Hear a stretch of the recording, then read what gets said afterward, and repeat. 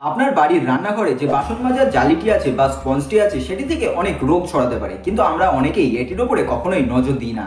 এবং একটি সমীক্ষা থেকে এটি জানা গেছে যে আপনার রান্নাঘরে থাকা স্পঞ্জের মধ্যে আপনার বাড়ির বাথরুমে টয়লেটের থেকেও বেশি নোংরা থাকে। এবং এই জীবাণুগুলির মধ্যে অন্যতম হচ্ছে সালমোনেলা এবং ইকোলাই। এবার হয়তো বলবেন যে আপনি তো সবসময় স্পঞ্জকে ধুয়ে রাখেন, তো দেখুন, সবসময় স্পঞ্জকে ধুয়ে রাখলে সেটি ভিজে থাকে এবং আপনি নিশ্চয়ই এই স্পঞ্জকে কখনো রোদে শোকান না। এবং এর সাথে যুক্ত হয় আপনার বাড়ির রান্নাঘরে থাকা বাসনপত্রের খাবারের অংশগুলি, এবং এটিকে ব্যাকটেরিয়াগুলির জন্য এক প্রকারের স্বর্গ বলতে পারেন, কারণ তারা সেখানে খাবারও পেয়ে যায় এবং থাকার জন্য একটি উপযুক্ত পরিবেশও পেয়ে যায়। এবার সেই স্পঞ্জগুলিকে নিয়মিত ব্যবহার করার ফলে সেগুলি আমাদের বাসনপত্রে লেগে যায়। এবার হয়তো বলবেন যে আমরা তো বাসনপত্রগুলিকে জল দিয়ে ধুই, তো জল দিয়ে ধুয়ে কখনো ব্যাকটেরিয়া যায় না বন্ধু।